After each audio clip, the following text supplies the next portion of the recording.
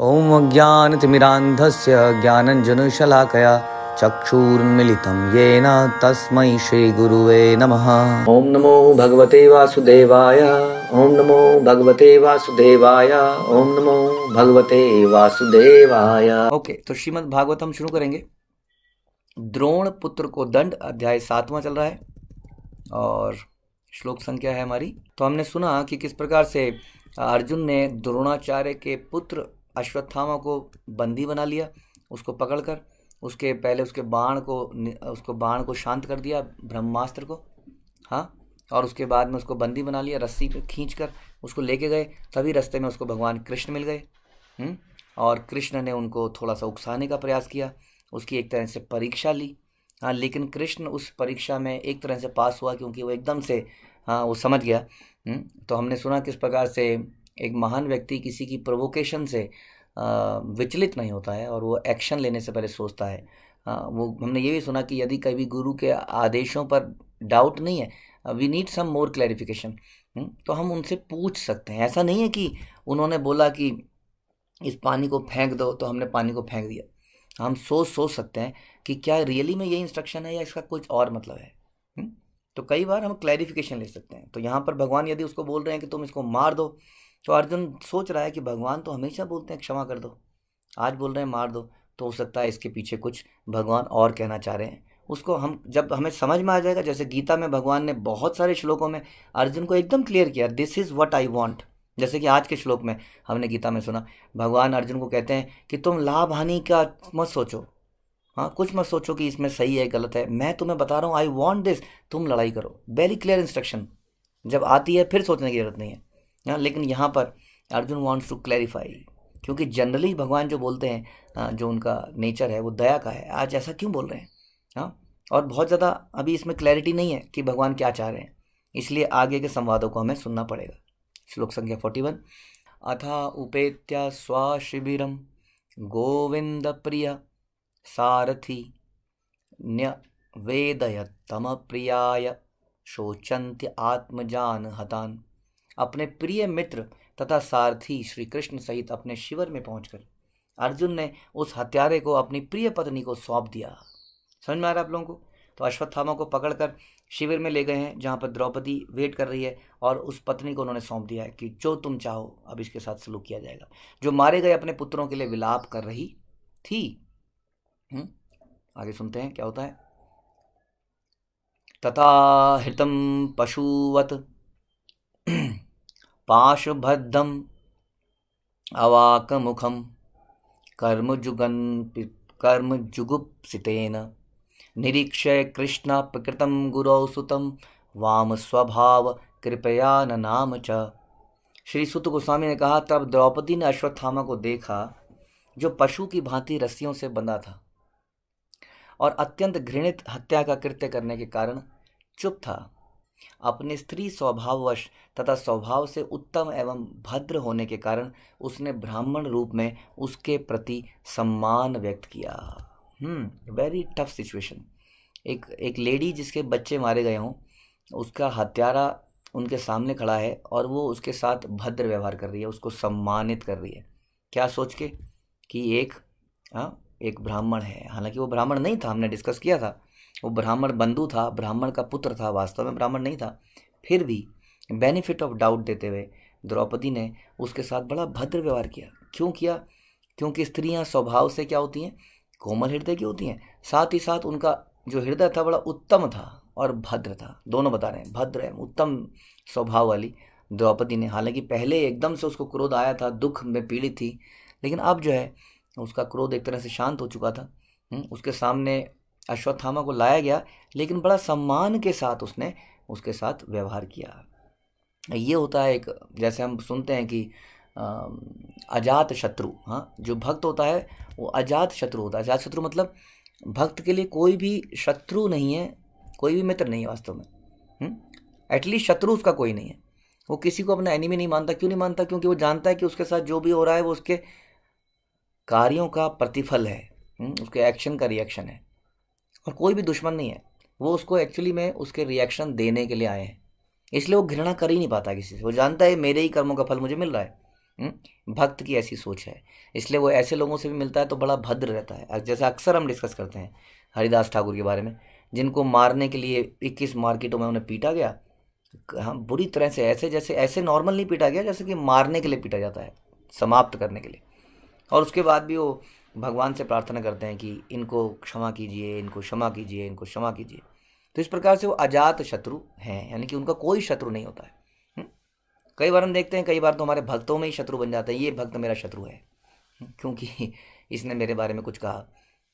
जब हमारे बारे में किसी ने कुछ कहा तो उसमें हमारे लिए कुछ ना कुछ तो इनपुट हो ही सकता है, नहीं तो हमारे रिएक्शन है जो उसके माध्यम से हमें मिल रहे हैं।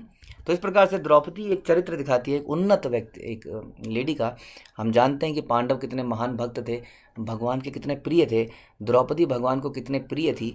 वो आज अपनी इस जो भगवान के से उन्हें फेवर मिलता है प्रेम का, उसको सही साबित कर रही है कि भगवान ऐसे ही द्रौपदी को इतना प्रेम नहीं करते हैं, उसको ऐसे ही अपना मित्र नहीं कहते हैं। भगवान द्रौपदी को अपना मित्र मानते थे। ऐसा बोला जाता है भगवान गोप थी, द्रौपदी गोप थी गोलोक धाम में, गोपी नहीं है, गोप है, गोप है। तो वो गोप जो है द्रौपदी के रूप में आया है और भगवान का एक मित्र है। तो वो एक साधारण लेडी नहीं थी। हमारे साथ, हमारे बच्चे के साथ अगर कोई जरा सा भी कुछ कर देता है तो हमें बड़ा व्याकुलता होती है, मेरे बच्चे के साथ ऐसा कैसे हो गया।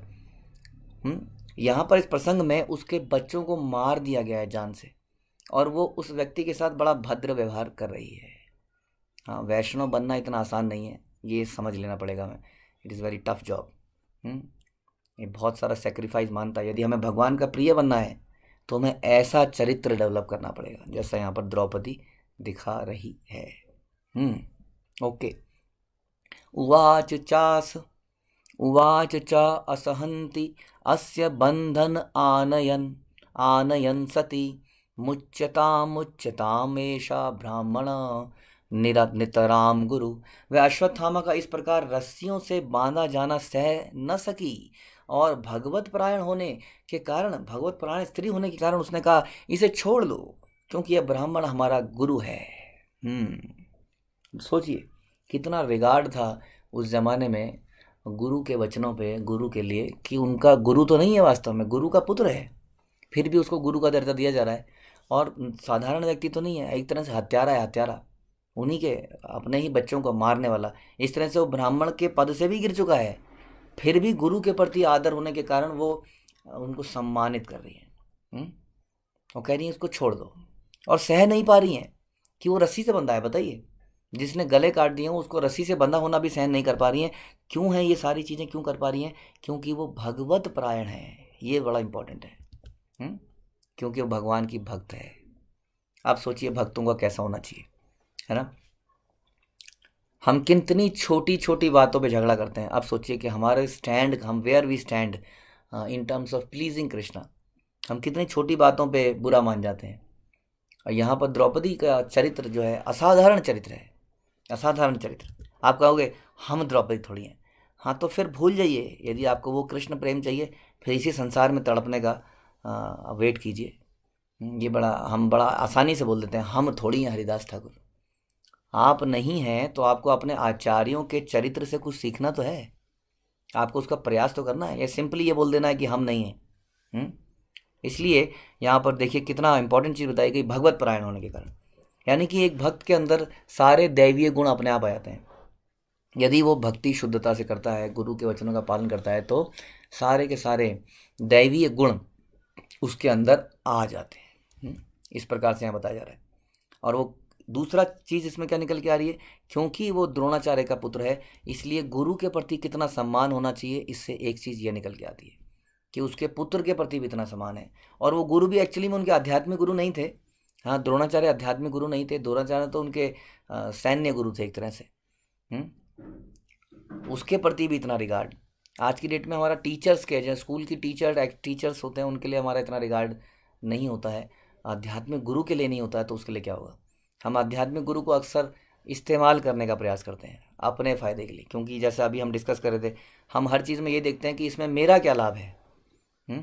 यदि हमें ऐसा सोचना चाहिए, यदि हमारे जीवन में गुरु हैं और भक्त हैं, उसका सबसे बड़ा लाभ पता क्या है? उसका सबसे बड़ा लाभ है कि हमारे पास सेवा करने के लिए कोई वस्तु है, क्योंकि हमारा धर्म सेवा करना है। हम वैष्णवों के बीच में भी कुछ लाभ देखते हैं कि अब मुझे सपोर्ट हो जाएगा, यहाँ पर फैमिली सपोर्ट हो जाएगा, बीमारी में सपोर्ट हो जाएगा, नौकरी में सपोर्ट हो जाएगा, ये हो जाएगा, वो हो जाएगा। लेकिन वास्तव में हमारे पास गुरु हैं और हमारे पास अगर भक्त हैं तो इसका मतलब हमारे पास एक अपॉर्चुनिटी है सर्व करने की। दैट इज़ ये हमारा ऐसा विज़न होना चाहिए। तो द्रौपदी ने इस प्रकार बोला तो बड़ा ही हैरान कर देने वाली बात थी। सा रहस्य धनुवेदा सा विसर्ग उपसंयम अस्त्रग्राम च भवता शिक्षित यत अनुग्रहात्। यह द्रोणाचार्य की कृपा थी कि आपने धनुष बाण चलाने की विद्या तथा अस्त्रों को वश में करने की गुप्त कला सीखी। ये किसकी कृपा थी? तो अर्जुन को बता रही है कि यदि आप के पास इतनी विद्या है तो किसकी वजह से है, जरा याद कीजिए। हाँ, सो द्रौपदी एक और बढ़िया चीज़ दिखा रही है अपने चरित्र से। देखिए कितने चीज़ें निकल के आ रही हैं। तो हाउ ग्रेटफुल शी वॉज। हमें कोई यदि मदद करता है तो अक्सर हम भूल जाते हैं थोड़े दिनों बाद हमारे जीवन में किसने क्या परिवर्तन लाया, हमारे उसकी पर्सनल क्या कुर्बानियाँ हमारे जीवन में रही, इसको हम भूल जाते हैं अक्सर। जब हम बहुत दुखी होते हैं, बेचारे लाचारे होते हैं, तब हमें अक्सर लोगों की याद आती है। लेकिन जब हमारे पेट में दाने पूरे होते हैं, शरीर में दम होता है, कोई दुख नहीं होता है, तो अक्सर हम भूल जाते हैं अपने प्रति किए गए दूसरों के कृपा को, और हम है ना इस चीज़ को भूल जाते हैं। लेकिन द्रौपदी यहाँ पर याद दिला रही है कि हे अर्जुन, यदि तुम इस युद्ध में जीत पाए तो किसके कारण जीत पाए? ये विद्या तुम्हें किसने दी? आज जो तुम अश्वत्थामा के इस बाण को काट पाए, ये विद्या भी तुम्हें किसने दी? माना भगवान की कृपा तो रही, हाँ, लेकिन भगवान की कृपा के अलावा गुरु की कृपा भी होती है। लोग अक्सर गुरु को भूल जाते हैं और भगवान को याद रखते हैं। भगवान ऐसे लोगों को कभी एक्सेप्ट नहीं करते। शास्त्रों में आप देखेंगे, भागवत आगे पढ़ेंगे, आप देखेंगे कि महान से महान भक्त भी भगवान के सामने अपने गुरु को याद करते हैं कि उनकी कृपा से आज मैं ये आ पाया। कृष्ण, ध्रुव महाराज, प्रहलाद महाराज इत्यादि का एग्जाम्पल आता है। हाँ, तो यहाँ पर वो उनको उनके गुरु की याद दिलाती हैं। हाँ, सैनिक गुरु की, एक सैन्य गुरु की। हाँ, कि देखिए आपको ये विद्या कहाँ से, क्या भूल गए वो दिन। तो एक और कैरेक्टरिस्टिक द्रौपदी की कि वो ग्रेटफुल थी और वो याद रखा उसने कि हमारे साथ क्या अच्छा हुआ, और वो भूल गई कि अश्वत्थामा ने क्या बुरा किया है। यानी कि द्रौपदी ने, जो हम अक्सर रोज बोलते हैं, द्रौपदी भूल गई कि दूसरों ने हमारे साथ क्या बुरा किया है, द्रौपदी ने याद रखा कि दूसरों ने हमारे साथ क्या अच्छा किया है। इसलिए यदि हमें पांडवों की तरह भक्त, शुद्ध भक्त बनना है तो ऐसा हृदय हमें पैदा करना पड़ेगा। ठीक है, तो बहुत ही इंपॉर्टेंट यहाँ पर एक के बाद एक शिक्षा जो है द्रौपदी के चरित्र से हमें दिखती है। सा एषा भगवान द्रोण प्रजारूपेण वर्तते तस्य आत्मनः अधर्म आस्तेन अन्वगात वीर सुकृपी। अपने पुत्र द्वारा प्रतिनिधित्व किए जाने के कारण वे द्रोणाचार्य अब भी निश्चित रूप से विद्यमान हैं। उनकी पत्नी कृपी सती नहीं हुई क्योंकि वह पुत्रवती थी। सुन रहे हैं आप? अब और लॉजिक दिख रही है कि द्रोणाचार्य को आप ये मत सोचिए कि द्रोणाचार्य मर गए। द्रोणाचार्य आज भी अपने पुत्र के माध्यम से जीवित हैं। यानी कि वो अर्जुन को कितनी फिलॉसफी बता रही है कि अर्जुन तेरा देखो, तुम्हारे गुरु द्रोणाचार्य आज भी इस पुत्र अश्वत्थामा के रूप में तुम्हारे सामने जीवित हैं। इतना रिगार्ड। इसलिए वैदिक कल्चर जो है असाधारण कल्चर है। ऐसा कल्चर आजकल देखने को नहीं मिल सकता है, बिल्कुल नहीं मिल सकता। आजकल तो अगर एक टीचर किसी को थोड़ा सा थप्पड़ मार दे तो there is a great chance कि बच्चा पलट के थप्पड़ मार दे। यहाँ पर टीचर के बच्चे के साथ भी ऐसी रिस्पेक्ट करी जा रही है जबकि उसने इतना जघन्य अपराध किया है।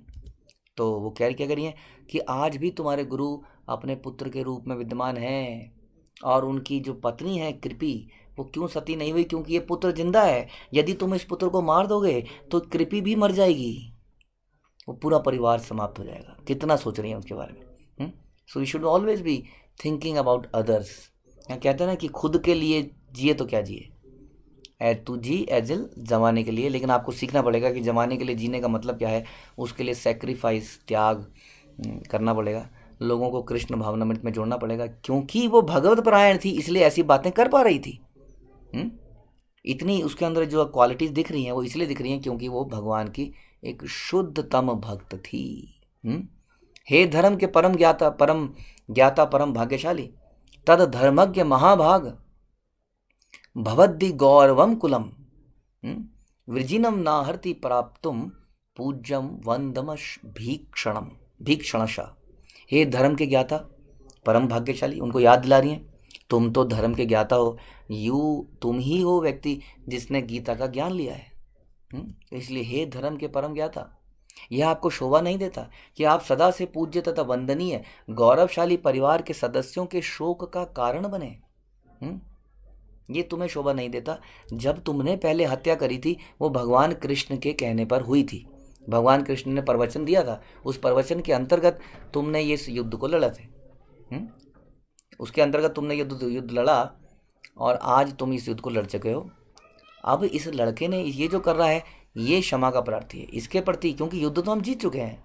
हाँ, हम युद्ध करते हैं केवल करने के लिए। ध्यान रखिए, लाभ हानि, जय और पराजय, इसके लिए युद्ध नहीं करते हैं। वो युद्ध तो तुम लड़ चुके हो, वो युद्ध समाप्त हो चुका है। अब इसको पर्सनल ग्रजेस ना बनाइए। पर्सनल दुश्मनी अगर किसी को हो तो क्षमा कर दीजिए। देखिए, ये होता है क्षत्रियों का चरित्र। किसी का गला काट सकते हैं, हाँ, धर्म के नाम पर, और अपना गला कटवा भी सकते हैं धर्म के नाम पर। अपना ही गला कटवा लिया ना, अपने बच्चों का गला कटवा लिया और कुछ नहीं कह रहे हैं, और अभी सबके गले काट के आए। तो जब धर्म की बात थी, जब कृष्ण का आदेश था तो सबके गले काटे, लेकिन यहाँ पर यदि कृष्ण का आदेश अभी भी होगा तो गले काट देंगे। लेकिन देखते हैं कृष्ण क्या बोलेंगे। हाँ, ये आपको सुनना पड़ेगा।